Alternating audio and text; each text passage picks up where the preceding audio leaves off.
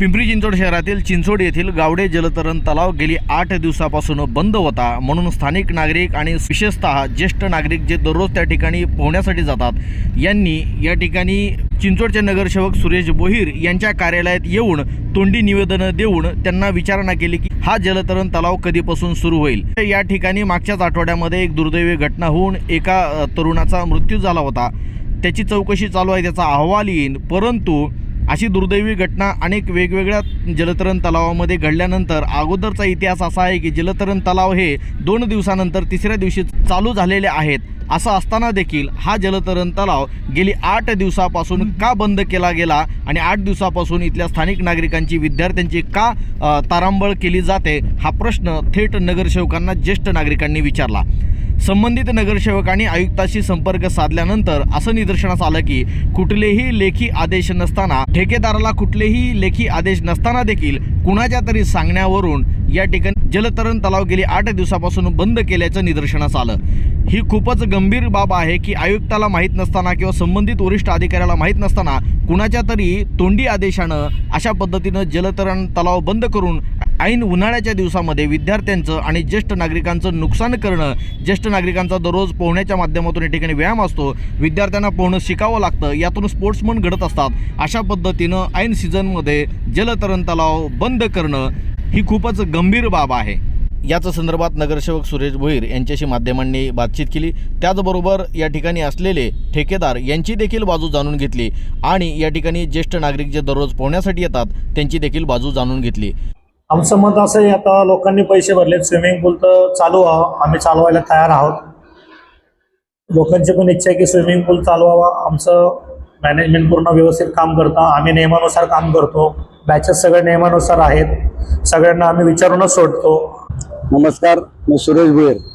गेली 15 तारखेला शुक्रवारी 15 तारखेला आपल्या गावडे जलतरण तलाव बाळासाहेब गावडे जलतरण तलाव या ठिकाणी दुःखद अशी घटना घडली।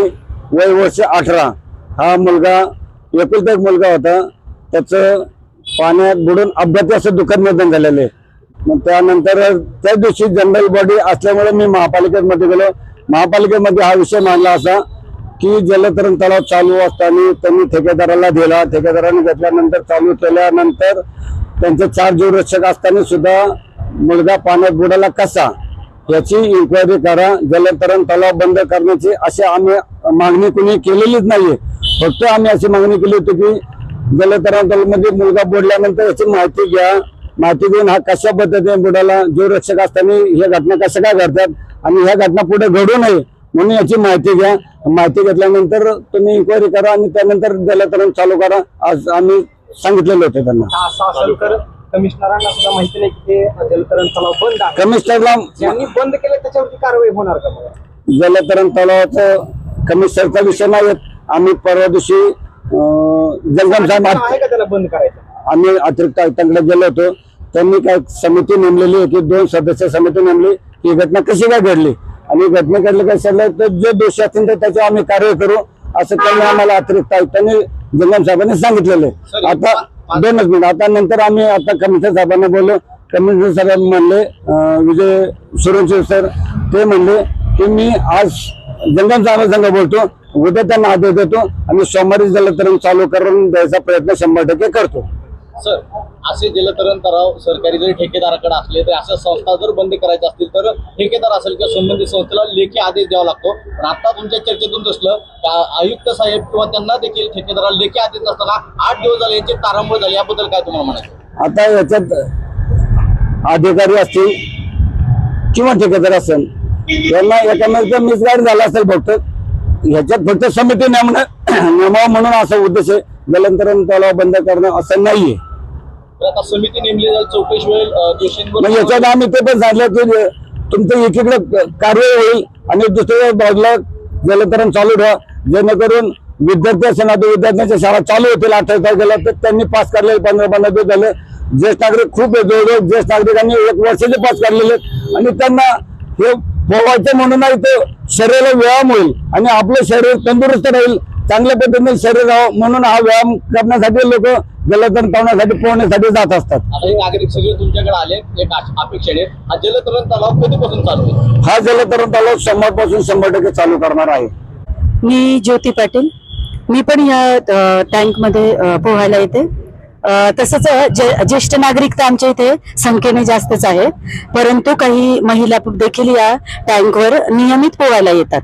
आणि काही काही आपत्कालीन परिस्थिती प्रत्येक टँकवर कधी ना कधी येते. तसंच या टँकवर एक दुर्दैवी घटना झाली आणि त्या घटनेमुळे हा टँक गेले 15 दिवस बंद आहे. परंतु 8 दिवस बंद आहे.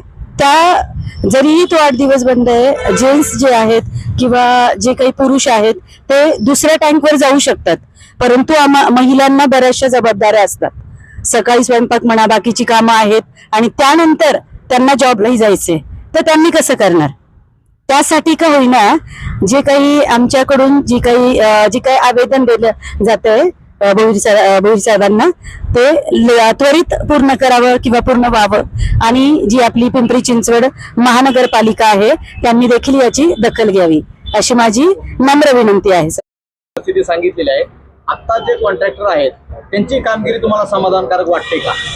हो, अगदी. मी गेले 10 ते 12 वर्ष या टँकवरती स्विमिंग करायला जात आहे. मी एक्स मिलिटरी मॅन आहे आणि मी बघितलं होतं ज्या वेळेला पालिकेकडे होतं हे, त्या पालिकेच्या कर्मचाऱ्यांपेक्षा आत्ताचा जो हा कॉन्ट्रॅक्टर आहे हा अतिशय सुंदररित्या लक्ष घालतो, व्यवस्थित करतो आणि त्याचं कुठेही असं दुर्लक्ष वगैरे जाणवत नाहीये. जरी माझे बंधुवर्य म्हटले की थोड्याफार त्रुटी आहेत, पण तो त्याच्या परीने त्या त्रुटींवरती मात करून आपल्याला एक चांगलं स्विमिंग पूल मिळावं यासाठी तो प्रयत्न करत असतो. माझं एक फक्त म्हणणं असं आहे की पालिका काही ना काही कारण काढून नुसतं बंद करा, हे करा, नागरिकांचा जो हा भाग आहे की नागरिकांच्या सुविधा देण्याच्या ऐवजी नागरिकांच्या सुविधा काढून घेण्याचा का प्रयत्न करते हे कळत नाही. आणि शेवटी एक सांगूशी वाटतं की कोणालाही म्हणजे मला वाटतं माननीय विजय सूर्यवंशी साहेब जे आहेत आपले आयुक्त, यांनी एक असं नियमावली काढावी की कुठलाही आदेश काढायच्या अगोदर त्यांच्या ॲडिशनल लेवलचे जे ॲडिशनल कमिशनर लेवलचे लोक आहेत यांची लेखी परवानगी असल्याशिवाय कुठलाही आदेश काढू नये. हे फार महत्वाचं आहे, कारण कोणी येतं, कोणी बंद करतं, कोणी येऊन सांगतं, कोणी नगरसेवक प्रेशराईज करतो, असं नाही व्हायला पाहिजे.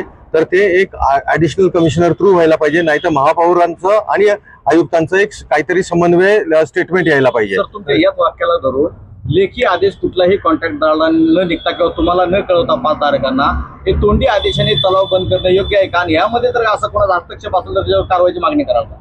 100% सर. याच्यावरती इव्हन म्हणजे माझं एवढं काही नॉलेज नाहीये, पण मला एवढं माहिती आहे की येस, कमिशनरला पूर्ण राईट्स असतात की अशी घटना घडली तर त्यांना तलाव बंद करायचा, पण कमिशनरनी तो आदेश द्यायचा असतो. असा लेखी आदेश नसताना हा का बंद झाला तलाव, आणि याच्यावरती जे काही दोषी अधिकारी आहेत त्यांच्यावरती निश्चित कारवाई व्हायला पाहिजे. आणि ही कारवाई पेपरमध्ये सुद्धा तुम्ही यायला पाहिजे की बाबा काय कारवाई केली, नाहीतर काय होतं 2 दिवस सस्पेंड केलं आणि परत आहे तो चालू झाला, याचा पाठपुरावा होत नाही. तर माझी अशी इच्छा आहे की अशा दोषी अधिकाऱ्यांवर कारवाई व्हायलाच पाहिजे. शेवटचा प्रश्न सर.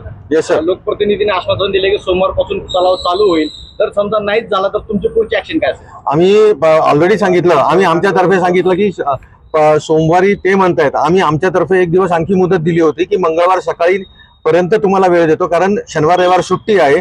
सोमवारी तुम्हाला हे जे काय सॉर्ट आउट करायचं असेल त्यासाठी एक दिवस घ्या, पण मंगळवारी सकाळी आम्ही तिथं आंदोलन करून तो तलाव चालू करणारच. गेले जवळजवळ 20 वर्षापासून आम्ही म्हणजे हा जो जलतरण तलाव जेव्हापासून सुरू झाला तेव्हापासून आम्ही जलतरण तलावावर 15-20 लोक पोहायला सतत नियमितपणे येत असतो. आणि आमच्या बरोबर 75+ सुद्धा लोक आहेत. आमची गरज म्हणजे स्वतःचा व्यायाम व्हायला पाहिजे, प्लस काही लोकांना वैद्यकीय कारणास्तव पोहायला यावं लागतं. काही लोक चालत असतात, प्रॉब्लेम असेल, पॅरालिसिसचा अटॅक असेल. आणि हा एकमेव असा तलाव आहे की जो आम्हाला 1-1.5 किलोमीटरच्या आतमध्ये लोकांना येऊ शकतात. लोकांना घरचे लोक दुचाकी चालवून देत नाही की बाबा तुम्ही घेऊन जाऊ नका, त्यामुळे हे सगळे पायी येऊन जातात. आता जर ह्या जेवढे दुसरे तलाव आहेत 5 किलोमीटरच्या बाहेरच आहेत, त्यामुळे आम्ही कुणीही तिथं जाऊ शकत नाही.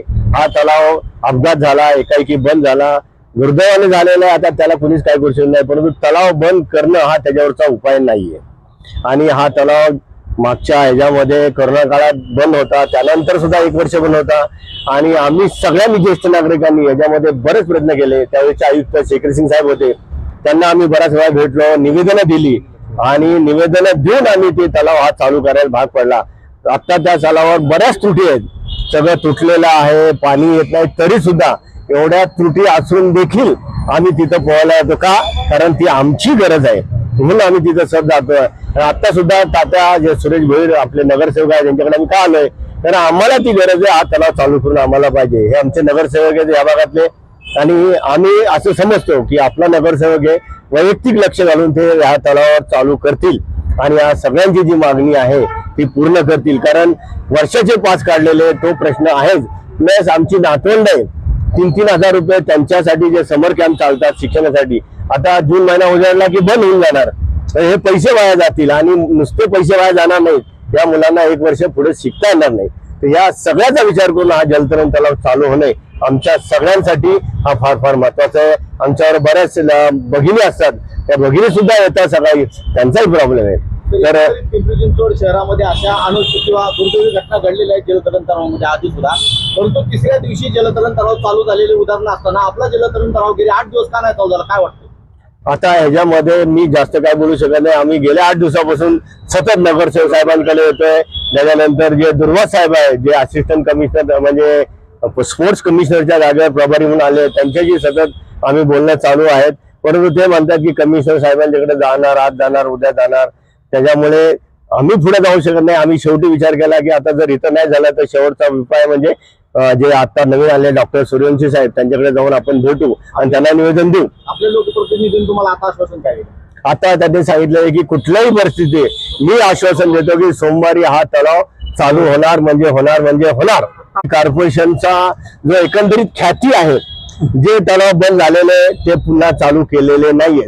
उदाहरण सांगतो, मोहननगरचा तलाव 5 वर्षापासून बंद आहे, तो पुन्हा कॉर्पोरेशनने चालू केलेला नाहीये. त्याच्यानंतर यमुनानगरचा तलाव तो बंद आहे, तो चालू केलेला नाही. यमुनानगरचा दुसरा नाना नानी पार्कचा तलाव आहे, हा बंद झालेला, तो चालू केलेला नाहीये.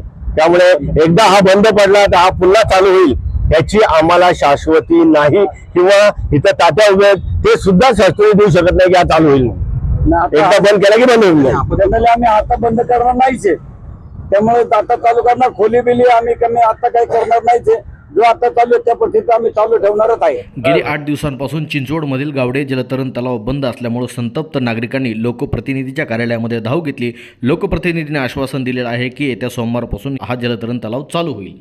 सध्या येथे असलेले ठेकेदार समाधानकारक काम करीत आहेत अशी प्रतिक्रिया देखील येथे जमलेल्या नागरिकांनी आणि जलतरणपटूंनी दिलेली आहे.